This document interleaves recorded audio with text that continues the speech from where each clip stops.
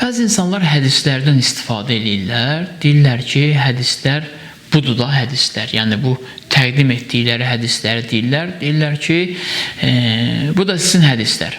Hər hansı bir saxta sənədli hədisdən istifadə edirlər və deyirlər ki, ona görə mən hədisi qəbul edirəm. Amma siz araşdırın. Mərdi-mərdana baxın. Gedin hədislərin içini araşdırın. Hədislərə baxın. Hədislə toplanmış kitablara baxın. Görün o hədislərin içində nə qədər gözəl hədislər var. Nə qədər insanı əxlaqa, nə qədər insanı gözəlliyə, nə qədər insanı ailə səadətinə dəvət edən hədislər var. Quran-ı Kərim Peyğəmbərin gətirdiyidir. Amma Quran-ı Kərimin özünün təqdim etdiyi Peyğəmbərin yaşayışı hədislərdə və tarixdədir. Əgər biz Peyğəmbərin yaşayışını doğrudan da görmək istəyiriksə, mütləq biz hədislərə müraciət etməliyik. Başqa cür yolu yoxdur. Bir nəfər sual versə ki, sizin Peyğəmbərin sözləri elə bundan ibarətdir. Mən sual verirəm, Peyğəmbər tarixə baxsaq, görəcək ki, 63 il yaşayıb. Bu 63 ilin 40 yaşına qədər praktiki olaraq Peyğəmbərlik etməyib və 40 yaşından sonra Peyğəmbərlik edib. 23 il Peyğəmbərlik edib. Sual yaranır ki, bu 23 ildə Peyğəmbərin davranışları ki var cəmiyyət arasında, onlar bizim üçün əhəmiyyət doğurmayacaqdırsa, niyə görə Allah onu nümunə kimi təqdim elədi? Və buyurdu ki, ən gözəl nümunədir sizin üçün Peyğəmbər. Və bu Peyğəmbərin danışdıqları, dedikləri yalnız və yalnız Quranda olanlardan ibarətdir. Yəni bu bir şəxsiyyət 63 ildə Peyğəmbərlik hissəsinin həyatının Peyğəmbərlik tərəfini götürək. 23 ildə ancaq bunları danışıb.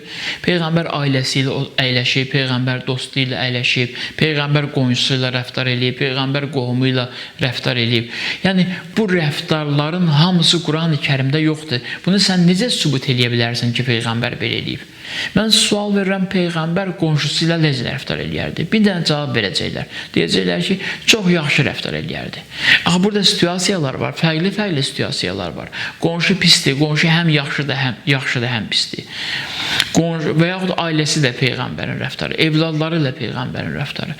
Əgər Allah bizdən islah olmaq istəyirsə, Allah bizdən kamilliyə doğru, ona doğru hərəkət etməyimizi istəyirsə, həyatımızın bütün səhnələri bizi Allahdan ya ayıra bilər və yaxud Allaha yaxınlaşdıra bilər. Əgər həyatımızın bütün səhnələri bizi Allahdan ya ayıra bilərsə, ya Allaha yaxınlaşdıra bilərsə, biz mütləq bizim üçün göndərilən nümunənin həyatının bütün səhnələrini araşdırmalıyıq ki, görək, əmin olaq ki, biz bugün belə bir rəftar edirik, belə yaşayırıq, Quranını oxumuşuq, belə yaşayırıq. Bu yaşayışımızı, Peyğəmbərin yaşayışı təsdiqləyir ya təsdiqləmir. Hardan biləcəyik düz yaşayırıq? Hardan anlayacağıq ki, düz hərəkət edirik? Hardan biləcəyik ki, atamızla və yaxud anamızla, valideynlərimizlə, ya evladlarımızla, ya dostumuz, qardaşımızla düzgün rəftar qururuq ya yox? Bu qurduğumuz rəftar düzgündür ya yox? Bunu hardan bilək? Mütləq Peyğəmbərin həyatına müraciət etmək lazımdır. Peyğəmbər necə edərdi? Əgər Peyğəmbər necə edərdiyə öz nəzərinlə cavab verirsənsə ki, Peyğəmbər mənə görə, mənim fikrimcə belə eləyərdi, bu sübutsuz bir cavabdır. Udu ilə səbili Rabbik bil hikməti vəl mauizətil həsənə. Rəbbinin yoluna dəlil və sübut ilə dəvət elə. Sən mənə deyə bilməzsən ki, sən belə eləmə, Peyğəmbər belə eləməzdi. Mütləq araşdırmalısan, tarixdə araşdırmalısan, Peyğəmbərin sözlərində araşdırmalısan, gedib yəqinət çatmalısan ki, Peyğəmbər belə rəftar eləyib. Əgər mən o cür rəftar etmirəmsə, onda bəli, mənə deyə bilərsən ki, sən düz rəftar eləmirsən. Niyə? Çünki Peyğəmbər belə rəftar eləməzdi. Diqqət eləsəz, Quran-ı Kərim özü Peyğəmbərlərin həyatını araşdırır, Peyğəmbərlər haqqında danışır və müəyyən qədər işarə edir. Quran buyurur ki, Yusif və Züleyxanın, belə desək, hadisəsinə bir işarə edir. Sonra buyurur ki, ged özünü araşdır da. Yəni, sən bunu özünü araşdırmalısan. Çünki bunlar həm ilahi şəxslərdir, həm də keçmiş tarixin qəhrəmanlarıdır. Keçmiş tarixin ən öndə gedən insanlardır. Bunların həyatları bizim üçün əgər inazlıyıqsa, əhəmiyyətli olmalıdır. Bəli, Yaqub Peyğəmbərin evladları ilə Yaqub Peyğəmbər haqqında Quran-ı Kərim danışır müsbət və mənfi bütün halları nəzərə alsaq, bu araşdırmaq lazımdır ki, tarixə baxmaq lazımdır ki, Quranın işarə etdiyi bu hadisənin bütün detalları necə baş verib. Əgər bunun detallarını bilməsən, necə sən Yaqub Peyğəmbərin evladları ilə olan münasibətlərindən düzgün danışa biləcəksən? Axı, bütün detallarını açmayıb orada. Quran-ı Kərimin böyüklüyüdür, Quran-ı Kərimin əzəmətidir, Allah tərəfindən nazil olmasıdır. Böyük şəxsiyyətlər gündəlik hər sözü çeynəyib danışmazlar. Böyük varlıqlar, böyük şəxsiyyətlər işarə eləyərlər cəmiyyətə. Cəmiyyət o işarədən tutar ki, bəlidir. Mənə burada Allah mənə nəsə demək istəyir. O insanlar ki, elmdən danışırlar, elm oxuyaq. Bəli, Quran-ı Kərim işarə eləyib, elmli ol, düzgün araşdırmanı bacar, hədisləri düzgün araşdırmanı bacar, tarixi düzgün təftiş etməyi bacar, elmin artsın, məlumatın artsın, get çıx Peyğəmbərə. Baxmayaraq ki, Peyğəmbər 1400 il bundan öncə yaşayıb. Bəli, sən bunların vasitəsilə get çat Peyğəmbərə, sanki Peyğəmbərlə bir zamanı yaşa. Həzrət Əli əleyhissalam buyurur ki, mən özümdən öncəki tarixə baxdım və Peyğəmbərlərin həyatına baxdım. Baxdım, gördüm ki, özümdən öncəki insanlar nəyi Allah istədiyi kimi ediblərsə və nəyi ediblərsə, xoşbəxt olublarsa, onları etdim, əli oldum. Nəyi etməyiblərsə, çünki bədbəxtliyin əlamətidirsə, mən də onları eləmədim. Gözün nə qəşəng yol təqdim edir. Bugün Azərbaycan xalqı bir cəmiyyəti öz kökünü bilmək istəyir. Harada tapacaq bunu? Tarixi araşdırmalıdır, tarixi faktları nəzərə almalıdır, araşdırıb öz kökünü tapmalıdır, araşdırıb axtarmalıdır, nümunəvi şəxsini axtarmalıdır. Misallar araşdıracaq, görəcək ki, bu xalqın üstün dəyəri olan dəyəri Şah İsmail Xətaidir. Araşdırıb tapacaq Şah İsmail Xətaini və baxacaq, özünü onda tapacaq və biləcək ki, doğrudan mən öz dəyərimdən uzaqlaşmışam ya uzaqlaşmamışam. Öz dəyərimdən və yaxud da nə qədər uzaqlaşdığımı görəcəm və yaxud da nə qədər öz dəyərimə yaxınlaşdığımı görəcəm. Quran-ı Kərim də bizə Peyğəmbərləri təqdim edir. Musa Peyğəmbərin hadisəsi bizim üçün nə kimi əhəmiyyət doğurar? O bir nağıldır, bizim üçün Allah danışır. Qəsəs surəsində nağıl adlandırsaq bu surəni, hadisələr, qissələr var orada, hadisələr var. Bu surədə Allah Peyğəmbərlərin hadisəsindən danışır, İsa Peyğəmbərdən danışır, Musa Peyğəmbərdən danışır. Və bu hadisənin vasitəsilə səni aparır Yunus Peyğəmbərin dövrünə, sən həm də Yunus Peyğəmbərin halını yaşamalısan. Başa düşməlisən ki, orada vəziyyət necə idi, hansı bir situasiya yaranmışdı, Yunus Peyğəmbər orada necə addım atdı və bunun atdığı addım Allah tərəfindən qınanıldısa, niyə görə qınanıldı? Səbəb nə idi? Tarixi araşdırıb görürsən. Yəni, əslində elm adıyla elmimizi inkişaf elətdirək, Quranı başımıza qoymayaq, Quranı qarşımıza qoyaq, oxuyaq. Bu adla əslində baxırsan, xurafata gedirlər. Əslində bugün təqdim olunan Quran təqdimatı xurafatdan başqa bir şey deyil. Məhz xurafatdır. İnsanların yolunu elmdən kəsir və müəyyən hadisələr, əvvəldə bir söz deyib, bax, hədisi də qəbul eləməyəcəm filan. Bu sözü dediyinə görə artıq insanlara cavab vermək gücündə deyil, axı müəyyən həqiqətlər var Quran-ı Kərimdə. İnsanlara cavab vermək gücündə deyil, söz nədir indi? Burada bu kəlmənin mənası bu deyil, bu kəlmənin mənası belədir. Ağlına gələn mənanı verir, mən belə tərcümə eləmişəm və bu düzdür. Amma Quran-ı Kərim bizə bir yol deyir. Quran-ı Kərimin bizə təqdim etdiyi budur. Bundan öncəkilər necə yaşayıblar? Və bugünkü əlimizdə olan Quran var. Bu Quran həyatını, bu Quranı necə yaşayıblar onlar? Əgər sənin kimi yaşayıblarsa, sənin bugünkü iddiaların tarixin heç bir səhnəsində yoxdur. Əgər mən bu nəzəriyyəni irəli sürürəmsə. Baxırıq, görürük ki, Quran-ı Kərim bizə nə buyurur? Quran-ı Kərim bizə buyurur ki, belə bir dua eləyin. Rabbənə xfir lənə və li ixvaninəl-ləzinə səbəqunə bil iman. İlahi bizi və bizdən öncə iman gətirən qardaşlarımızı bağışla. Və la təcəl fi qulubina ğillən lilləzinə əmənu. Bizim ürəklərimizdə, qəlbimizdə mömin qardaşlarımıza qarşı heç vaxt kinin yaranmasına imkan vermə. Diqqət edirsiniz, Quran nə vurur? Özündən öncəki möminlərin bağışlanmasını istə. Özündən öncəki möminləri, yəni dua elə, onları yad et. Səndən öncə iman gətiriblər. Yaxşı, bizdən öncə iman gətirən möminləri harada tapaq? Bizdən öncə iman götürən möminləri necə bilək ki, bunların həyat tərzi necə olur. Bunların həyat tərzinə baxmaq lazımdır ya yox. Bunların həyat tərzinə baxmaq lazımdır ki, biz anlayaq. Allah bunları Quranda mömin adlandırıb. Görək möminlər necə yaşayırlar. Və yaxud başqa bir ayədə Peyğəmbər haqqında Allah buyurur ki, Muhammedun Rasulullah, Muhammed Allahın elçisidir. Əl-ləzinə mə'ahu, onlar ki, Peyğəmbərlə birgədirlər. Əşiddəhum aləl kuffar və ruhaməu beynəhum. Peyğəmbərlə birgə olanlar kafirlərlə sərtdilər. Allahın dini ilə mübarizə edənlərlə sərtdilər. Amma öz aralarında isə möminlər bir-birləri ilə mehribandırlar. Hətta müəyyən bir-birləri ilə anlaşılmamazlıqları da olsa da belə. Bir-birləri ilə mehribandırlar.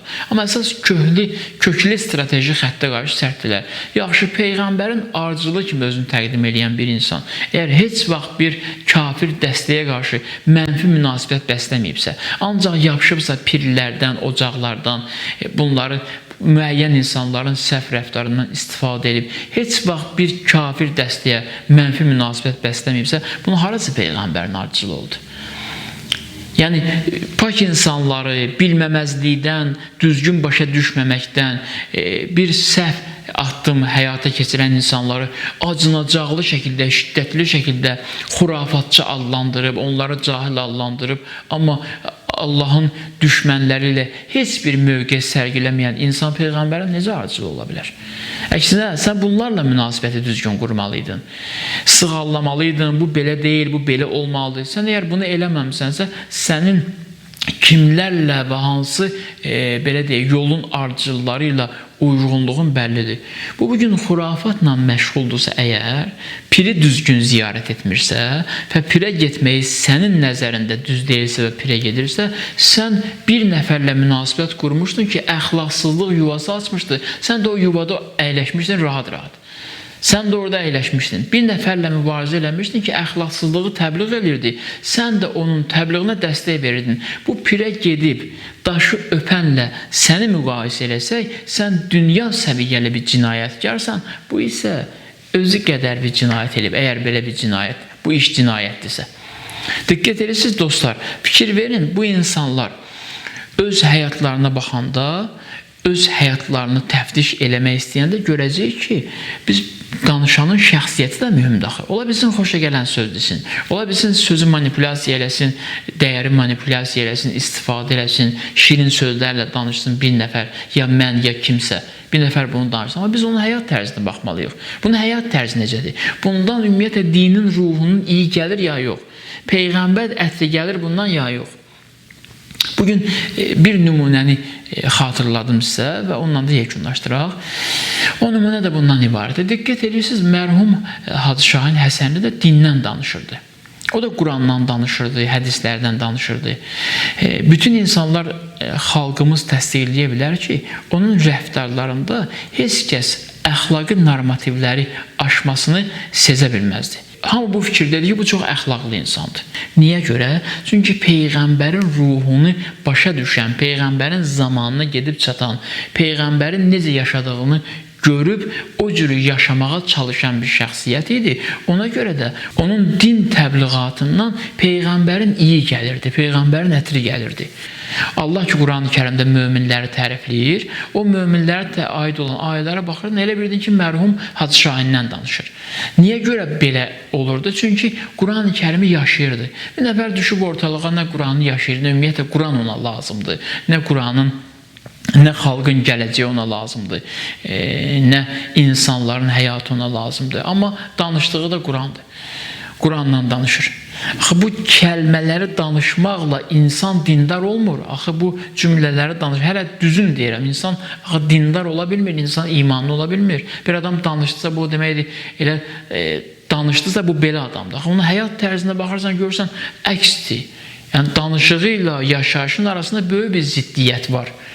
Allah Seyyid Əzimi rəhmət eləsin, Tutiyə gəl, yadımda belə qalıb, belə bir misrası var, Tutiyə gəl, təlim eləsən əlfazı, nitqi insan olur, amma özü insan olmaz.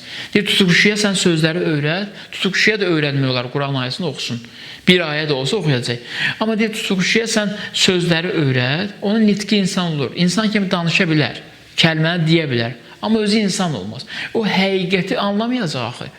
Bir insanın ki qəsdi, bir insanın ki hədəfi xalqın hidayət olması deyil, xalqın xoşbəxt olması deyil, onun danışığı təbii ki, insanların ziyanlı da, hətta dindən də danışsa. Ona görə biz həm danışanın özünün şəxsiyyətinə baxmalıyıq.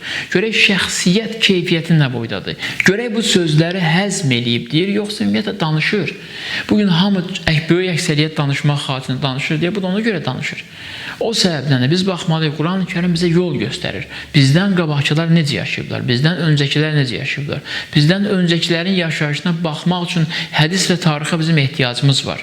Həm saxta hədisləri gəl köməkləşək, kənara qoyaq. Saxta hədisləri qəbul eləməyək. Bugün alimlər, din alimləri saxta hədislərin sənədinə baxırlar, görürlər sənədi saxtadır, hədis etibarlı deyil, onu qoyurlar kənara, sənədi səhih olan hədislə rəftar edirlər. Sənədi səhih olan, düz olan hədisi də izah eləyirlər Quran-ı Kərimin ayələrini. Bu yolla istifadə eləyək.